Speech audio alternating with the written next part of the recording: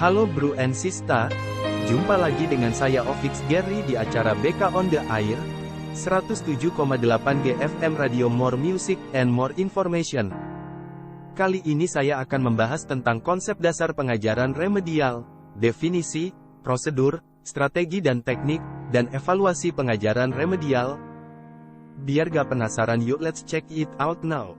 Pembelajaran remedial merupakan tindak lanjut dari asesmen diagnostik yang telah dilakukan oleh guru.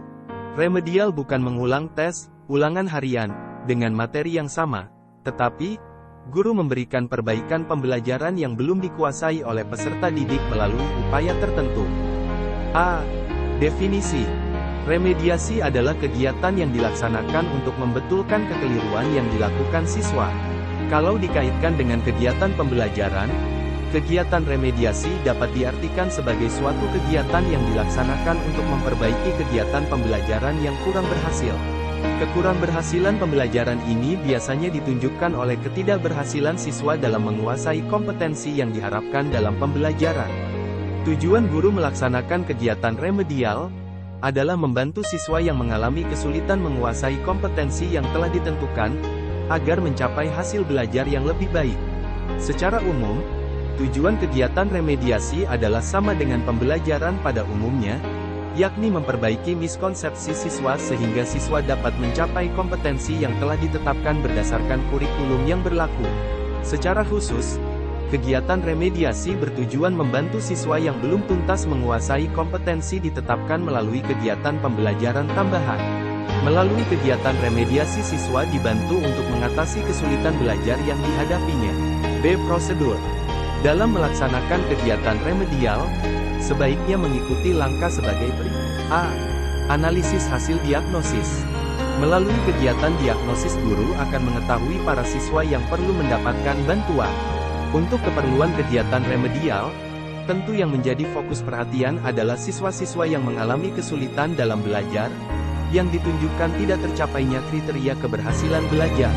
Apabila kriteria keberhasilan 80%, maka, siswa yang dianggap berhasil, jika mencapai tingkat penguasaan 80% ke atas, sedangkan siswa yang mencapai tingkat penguasaannya di bawah 80%, dikategorikan belum berhasil. Mereka inilah yang perlu mendapatkan remedial. B. Menemukan penyebab kesulitan. Sebelum guru merancang kegiatan remedial, terlebih dahulu harus mengetahui mengapa siswa mengalami kesulitan dalam menguasai materi pelajaran. Faktor penyebab kesulitan ini harus diidentifikasi terlebih dahulu, karena gejala yang sama yang ditunjukkan oleh siswa dapat ditimbulkan sebab yang berbeda, dan faktor penyebab ini akan berpengaruh terhadap pemilihan jenis kegiatan remedial. Komponen-komponen yang harus direncanakan dalam melaksanakan kegiatan remedial adalah sebagai berikut. Merumuskan indikator hasil belajar. Menentukan materi yang sesuai dengan indikator hasil belajar. Memilih strategi dan metode yang sesuai dengan karakteristik siswa. Merencanakan waktu yang diperlukan. Menentukan jenis, prosedur dan alat penilaian. Melaksanakan kegiatan remedial. C. Kegiatan kelompok. Diskusi kelompok dapat digunakan guru untuk membantu siswa yang mengalami kesulitan belajar. Yang perlu diperhatikan guru dalam menetapkan kelompok dalam kegiatan remedial adalah dalam menentukan anggota kelompok. Kegiatan kelompok dapat efektif dalam membantu siswa jika di antara anggota kelompok ada siswa yang benar-benar menguasai materi dan mampu memberi penjelasan kepada siswa lainnya. D. Tutorial sebaya. Kegiatan tutorial dapat dipilih sebagai kegiatan remedial. Dalam kegiatan ini, seorang guru meminta bantuan kepada siswa yang lebih pandai untuk membantu siswa yang mengalami kesulitan belajar. Siswa yang dijadikan tutor bisa berasal dari kelas yang sama atau dari kelas yang lebih tinggi.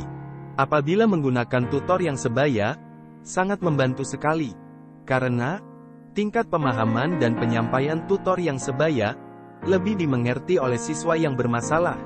Selain itu, mereka tidak merasa canggung dalam menanyakan setiap permasalahan, karena usia mereka sama, sehingga mudah dimengerti olehnya.